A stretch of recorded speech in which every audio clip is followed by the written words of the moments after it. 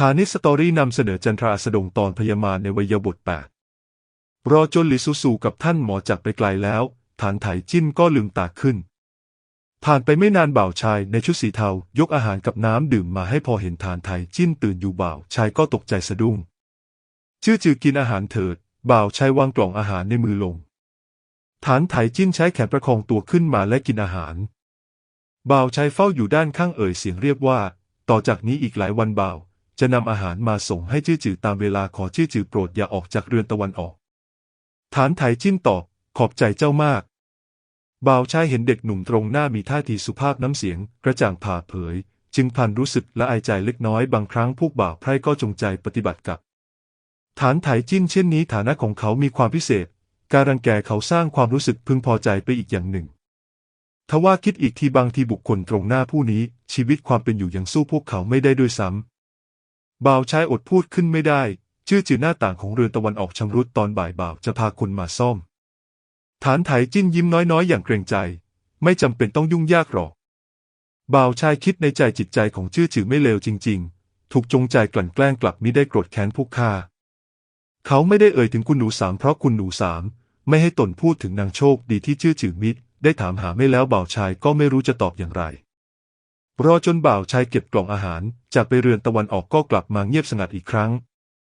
อีกาสีดำปลอดตัวหนึ่งบินมาจากทุ่งหมีวงเวียนอยู่เหนือเรือนตะวันออกจวนแม่ทัพมีการรักษาความปลอดภัยอย่างเข้มงวดระแวดระวังสัตว์ปีกที่ใช้ส่งสารเป็นพิเศษหากเป็นนกพิราบขอเพียงพบเห็นจะต้องถูกยิงทิ้งทั้งหมดกระนั้นอีกาที่เจียไออัมคนตัวหนึ่งถูกพบเห็นอย่างมากก็แค่กลด่าหนึ่งคำฐานไถจิ้นผลักหน้าต่างให้เปิดออกและยื่นมือออกไปอีกาเกาะแขนเขาอย่างมั่นคงคิ้วตาของเด็กหนุ่มยังคงอ่อนโยนลูบขนปีกสีดำเข้มอย่างนุ่มนวลอีกาส่งเสียงร้องบนมือเขาฐานไถจิ้นยกนิ้วมือขาวซีดขึ้นมาบิดคออีกจนหักหัวของมันตกลงอย่างอ่อนปุกเปียกฐานไถจิ้นแบกท้องอีกาอย่างใจเย็นหยิบลูกเทียนลูกหนึ่งออกมาหลังบีบลูกเทียนจนแตกเขาดึงชิ้นกระดาษที่พับไว้อย่างเรียบร้อยออกมาพอกวาดตาอ่านอย่างรวดเร็วจนจบเขาก็โยนซากอีกาออกไปนอกหน้าต่างเปลือกตาของเด็กหนุ่มหลุบลงเป็นเงาเมื่อท่าทางครุ่นคิดวิหกสีดำเข้มตกลงบนพื้นหิมะไม่นานหิมะที่ตกหนักก็กลบทับซากอีกาจนมิด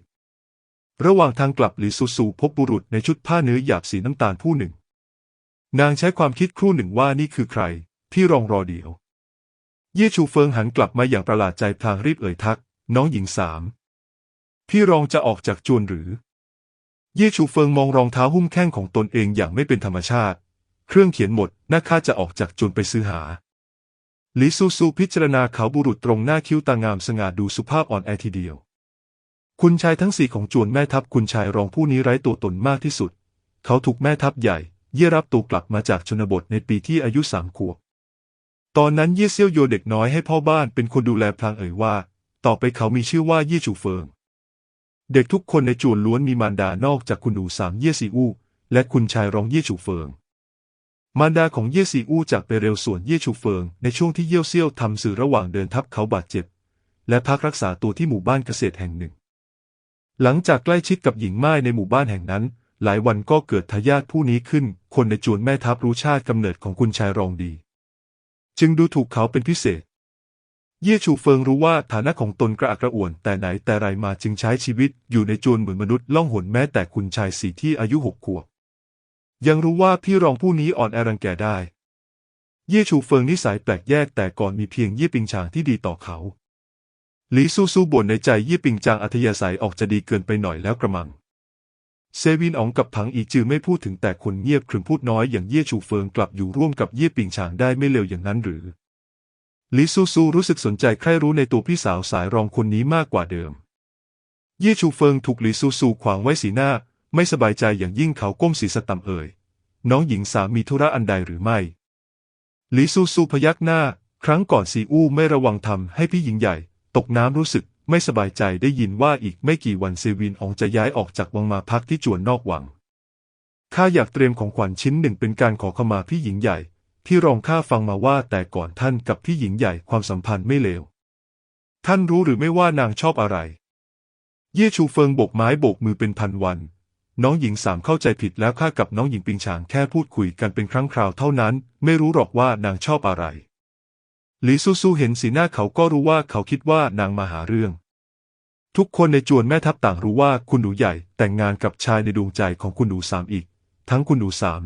ยังเป็นคนไร้กาจเจ้าคิดเจ้าแค้นหลีซูซูรู้สึกหมดแรงนางพูดต่อในเมื่อเป็นเช่นนี้ข้าไม่รบกวนเวลาเย่ชูเฟิงประสานมือให้นางขณะกำลังจะจากไปหลีซูซูขยับจมูกฟุดฟิตกลิ่นบนร่างกายท่านเป็นกลิ่นอะไรหรือเย่ชูเฟิงสีหน้าเปลี่ยนไปเล็กน้อยดันตัวหลีซูซูที่สูดดมกลิ่นเหมือนสัตว์ตัวน้อยออกอย่างไม่เป็นธรรมชาติน้องหญิงสามพอเห็นเขาเก้อกระดากจนหน้าแดงหูแดงหลีซูซูก็ไม่สะดวกจะสร้างความลำบากใจให้เขาจึงได้แต่เอ่ยว่าขออภัยด้วยข้าอาจจะดมผิดไปหลีซูซูคลางแคลงใจกลิ่นนี้คุ้นมากจริงๆนางเคยได้กลิ่นจากที่ใดมาก่อนกันแน่นะยามนี้เย่ชูเฟิงหายไปไม่เห็นเงาแล้วหลีซูซูมีใจอยากถามวิญญาณวัตถุในกำไลหยกแต่มันยังคงหลับสนิทนางจึงได้แต่ล้มเลิกความคิดชุนเถาวิ่งเข้ามาด้วยใบหน้าแดงเรือคุณหนูนางถามอย่างระมัดระวังบ่าวได้ยินซีบอกว่าคุณหนูไม่ได้ให้ปี้หลิวปรนนิบัติข้างกายแล้วหลีซูซูพยักหน้าตอบรับชุนเถากลั้นรอยยิ้มไว้ไม่อยู่หลีซูซูเอียงคอชุนเถารีบโบกไม้ใบกอมือเอ่ยชุนเถาไม่ได้จะว่าพี่ปี้หลิวไม่ดีนะทั้งนี้ได้ริษยาพี่ปี้หลิวเพียงแต่ใบหน้าของชุนเถาแดงกับนางครูใหญ่จึงเอ่ยว่าช่วงที่ฟีปี้หลิวไม่อยู่ข้างกายคุณหนูชุนเถากับซีต่างรู้สึกว่าคุณหนูเปลี่ยนไปไม่น้อยพวกเรากลัวว่าคุณหนูจะเปลี่ยนกลับไปเป็นเหมือนเดิมอีกผู้จบนางจึงตระหนักได้ว่าตนพูดผิดและอธิบายอย่างลนลานอีกครั้งบ่าวมิได้หมายความว่าแต่ก่อนคุณหนูไม่ดีบ่าว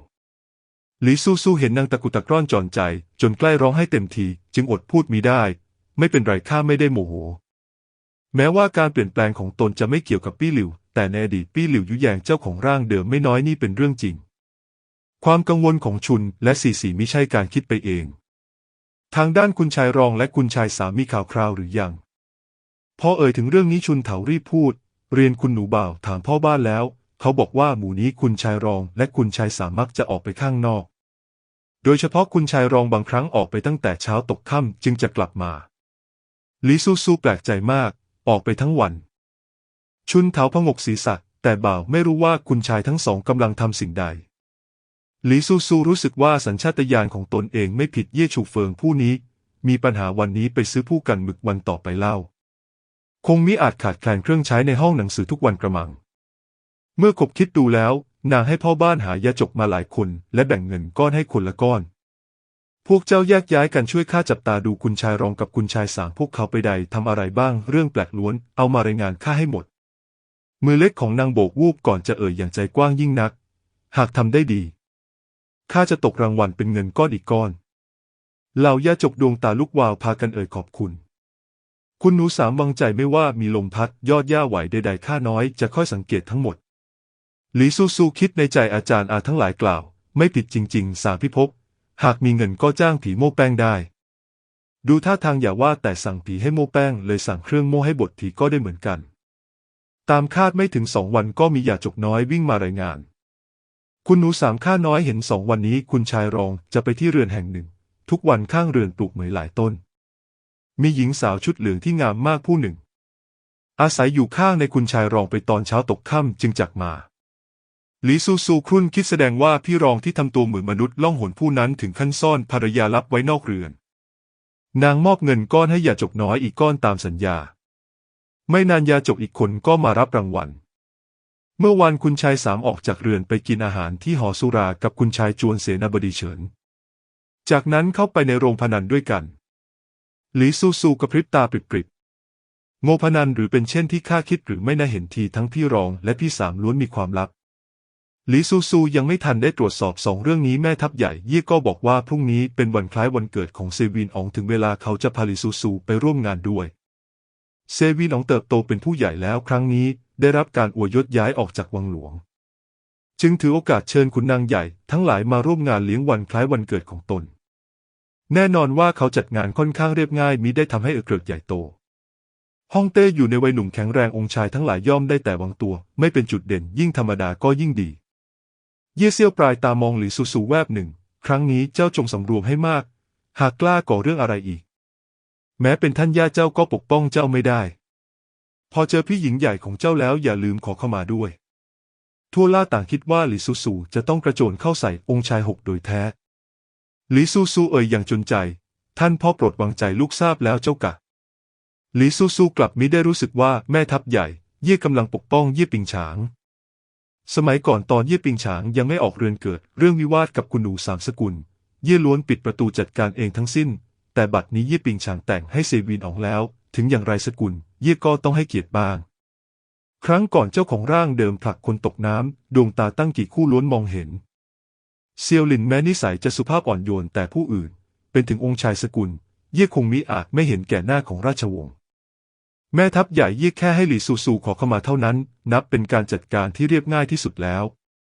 ภายนอกดูเหมือนปกป้องเย่ปิงฉางอันที่จริงมิใช่กำลังปกป้องหลี่ซูซูหรือไรหายากที่ปีศาจน้อยที่บ้านตนจะเชื่อฟังเยี่ยวเซี่ยวมองนางอย่างประหลาดใจหลายครั้งเขาแค่นเสียงหนึ่งทีมิได้ตำหนินางหลังนิ่งเงียบครู่หนึ่งเยี่ยวเซี่ยวเอ่ยว่าพาชื่อจิตไปด้วยบัดนี้สองคนแต่งงานแล้วไม่ว่าด้วยเหตุผลใดหลี่ซูซูไปจวนเซวินอองโดยมีชื่อจื่อไปด้วยย่อมดีกว่าหลี่ซูซูชำเลืองมองท่านพ่อผู้เป็นแม่ทัพแวบหนึ่งแม่ทัพใหญ่เยี่ยหาได้รู้เรื่องความสัมพันธ์อันซับซ้อนของพวกเขาสี่คนไม่จึงสุขุมได้เช่นนี้หากรู้แล้วเดาว่าคงต้องเต้นผางแน่นอนเรื่องที่กำลังจะได้พบกับเย่ปิงฉางนั้นหลี่ซูซูตั้งตารอเป็นอย่างมากนางเคยแต่ได้ยินจากปากผู้อื่นว่าพี่สาวสายรองผู้นี้อ่อนโยนงดงาม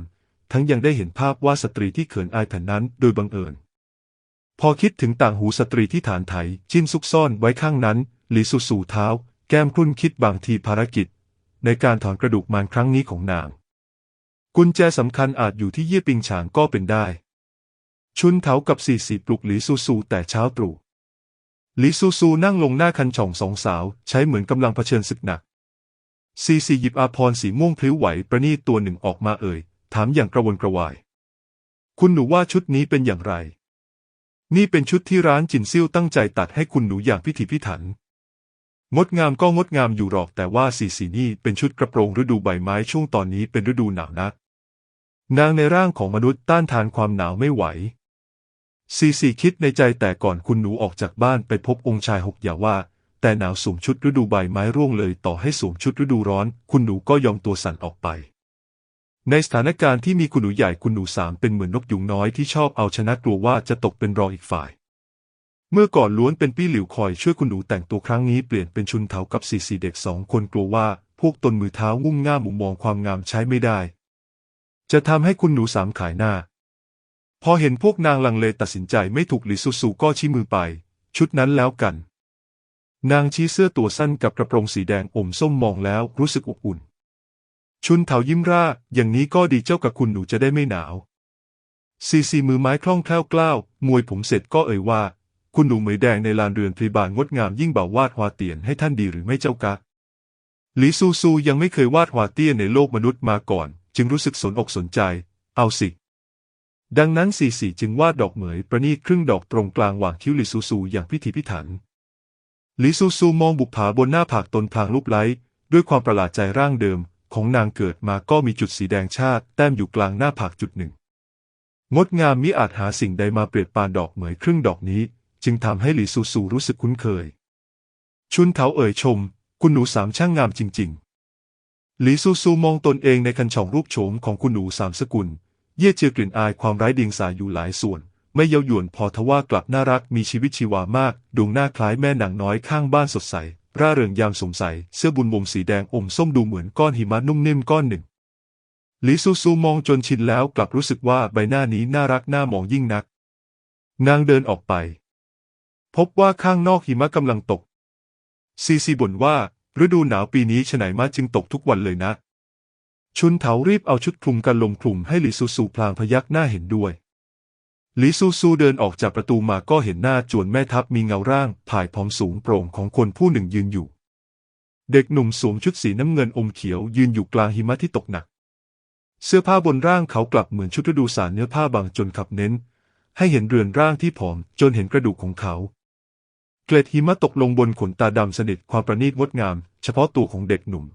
ทำให้ชุนเถากับซีต่างอดมองเขามากขึ้นมิได้ชุนเถาเมื่อลอยเล็กน้อยชื่อจื่อช่างงามแท้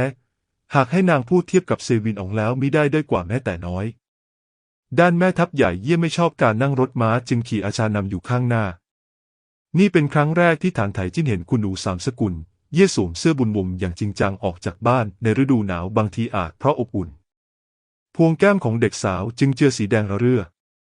เวลานางเดินมากับพวกชุนเถาเนตรขนงแลดูอ่อนโยนเจือด้วยรอยยิ้มสะท้อนแววไร้เดียงสาที่เข้ากับวัยอย่างหาได้ยาก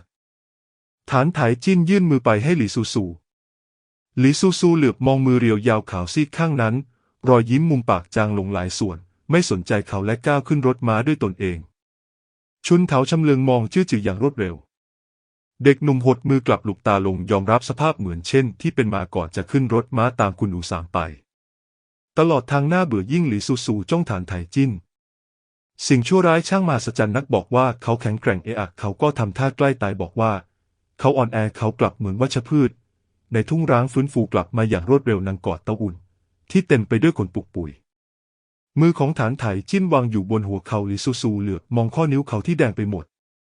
ในใจนางคิดแต่อยากทำความเข้าใจอดีตของสิ่งชั่วร้ายตนนี้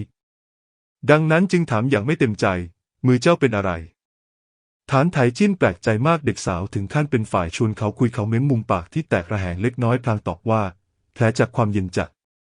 หลังจากนั้นเขาเห็นว่าดวงตาของเด็กสาวฉายรอยยิ้มสะใจในคราเคราะห์ของผู้อื่นประปรายนางตระหนักอย่างรวดเร็วว่าการทำเช่นนี้ไม่ดีจึงเก็บความรู้สึกอย่างโมโหเองหลี่ซูซูปั้นหน้าขรึมเจ้าแต่งตัวเช่นนี้โดยไม่กลัวความหนาวเพื่อไปพบคนในดวงใจหรือช่างทุ่มเทในการไปพบเย่ปิงฉางจริงๆก่อนจะจากกันถ้าชอบก็ฝากกดติดตามฐานิชสตอรี่กดซับกดกระดิ่ง